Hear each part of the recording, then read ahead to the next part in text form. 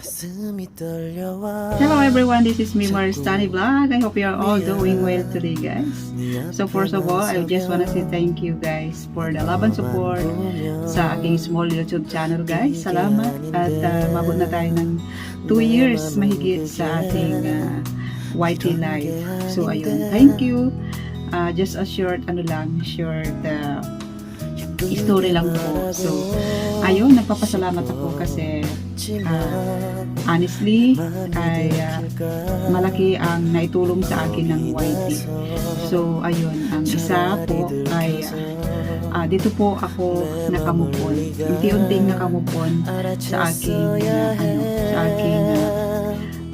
painful na experience at bigla akong pagiging duda. So, ayun, dito po nalabas yung aking mga stress. Dito ako nagkaroon ng mga kaibigan. Lagi kong nakausap. So, ayun. Sabihin ko lang po sa inyo na dahil doon sa experience na yun ay marami akong stress na anxiety. So, isa sa mga naka-apekto sa akin ang pag-stress ay pagkaragas ng buhok. Dati-dati pag lumanan ako, makikita na yung anit ko sa sa aking tuktok, makikita na yung anit ko kasi grabe yung paglalagas ng buhok ko nung nawala yung aking asawa. 1 year to 2 years talagang nag-aalala ako kasi pagka naliligo ako kasi everyday ang ligo ko and hot water yung pinapaligo dito sa home, lalo na pag winter. So pag supply ko, guys, ang dami-dami talaga sa naiiwan sa supply. So, grabe yung worry ko doon kasi kahit sa loob ng bahay, sa kusina, ang dami mga nakutulog. So, ayaw na ng mga Chinese yun, kusing ko na lalaki. So, nag-worry talaga ako kahit ang linis ko. Siyempre, hindi mo naman lagi na tinitignan yung sahig. So, doon ako unti-unting nag-alala. So, ayun, humanap ako ng kung ano-ano mga shampoo, gamot para i-take vitamins para pinagpunin ako. So, nag-take ako ng mga vitamins para sa kuko, sa buhok, and syempre ng kung ano-ano pang mga herbal. Ayun, hanggang sa natagpuan ko itong napaka-powerful na herbs. Hindi ko lang kung herbs kung tawagin. Ayan. Ayun po. Kunti lang naman natin. Matagal din siya maubos, guys. Ito po yung kanyang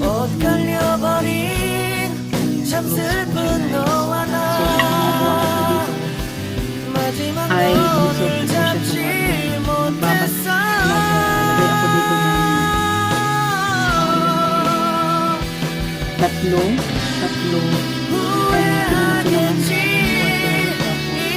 yun po yung newspaper sa ating and dahil hindi lang pala nagdalaga sa buhay, guys,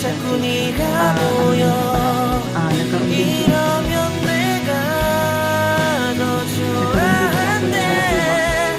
siguro dahil din sa winter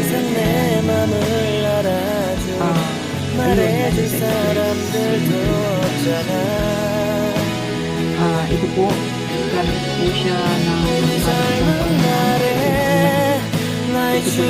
trip ko sa ano po walang ito pa yung kasi tumutuunti po siya ng kumakapaw. Dati ay talagang manipis lang siya. Tutunti lang ang manipis pa rin siya kasi talagang manipis po ang aking buhok. Nag-iba talaga siya. And hindi lang po yun, guys. Ano din to, mabisa din tong pang cleaning ng mukha. So, ayun po ang aking ginagamit para mawala yung mga pikas kasi as you age, pag tayo ay nagkakaedad, ay doon tayo nakakaroon ng mga pikas-pikas. Pero inagapan ko yan guys by kahit nasa loob ako ng bahay, pagkaligo ko ng umaga bago kami lumabas ni Mochi ay nag-aano ako, skincare. Ang skincare ko lang po ay ligo, simple tubig, sabon, and then may rain na ano bang tawag dyan? Moisturizer. Kasi yun po yung hindi po siya para hindi po tayo magaling magka-wrinkles. Ang moisturizer po ay nakakatulong po yun sa ating skin para po hindi po siya magkaroon tayo ng mga wrinkles. So, nagamit ko po ang moisturizer na yan pagka-ligo and bago matulog ng gabi. Siyempre, pagka gabi magilamos, kung hindi ka naman hilamos, ay yun na po ang ating ginagawa. Kaya yun, ano ko rin sa ating mga kababaihan, lalo na tayo na nasa age 40, ay madali na tayo magka-wrinkles. So, siyempre, kailangan din natin alagaan yung sarili natin. So, ayun po ang pinapahid ko and yun lang po.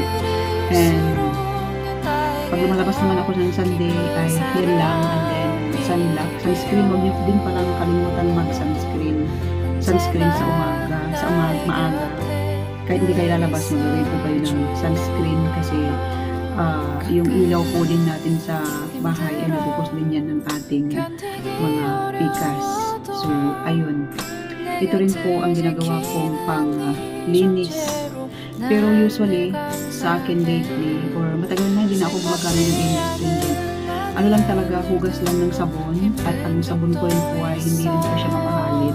Kung alam niyo po yung mistisa na sabon sa Pilipinas, I think isang bar nun is 120. Hindi din ang gamit ng mga anak ko, nakakaputi din siya. Nakakaganda rin siya ng balat. At pinagsasalitan ko po siya sa Ujik. Kung wala dito sa Hong Kong madalas na kasi dito yun sa Hong Kong ang mistisa. So, kung naubusan dito ang mahanap ay yung Ujik yung binibili ko. So, may papaya yun at saka may white. So, ayun lang po ang sabi ko. Wala akong ginagamit na mahal. So, ayun po. Tsaka malaking tulong talaga to guys. At iniinom ko rin po. Uminom din po ako nitong tubes. Diba guys, so nagkulay brown siya. Paubos na. So, puno yan dati guys. So, ini-spray po siya sa anak ko. Bago pag makapulo.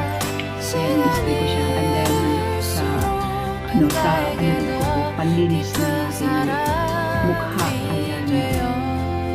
So, ilang grams, ilang ml. Siguro mga 100 ml. Nilagay ko lang po ay 4 na cloves. Maganda po, nagkaroon po siya ng parang collagen. Pag makikita mo guys, dito ang makikita mo, parang meron siyang, alam mo slimy.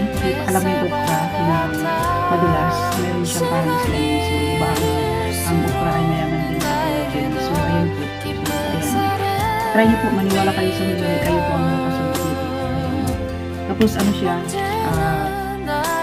mabango siya, parang siyang mint.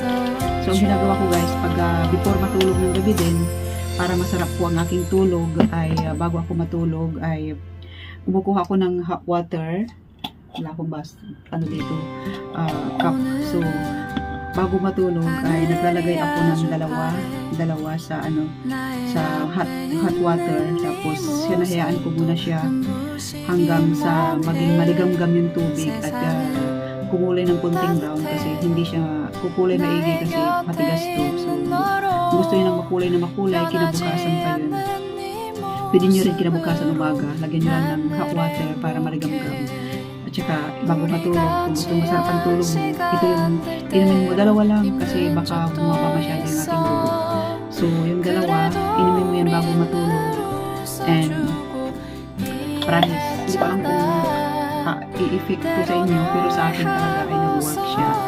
So talagang masarap po ang tulog. Wala akong gising talaga, hindi katulad ng dati na magigising-gising ako ng mga middle of the night para umihi. Ngayon talaga gigising na ako sa alarm ko. So yun po yung kagandahan nito. So ayun po guys, lagay natin sa ating table. So ayun po yung kanyang looks. And pwede mo rin po siyang kainin na guys. And Magaling. 깊은 사람이 되어 언제나 나의 곁에 늘 있어줘. 가끔은 힘들어 견디기 어려워도 내 곁을 지키는 네 존재로 난 늘 감사해. 생각지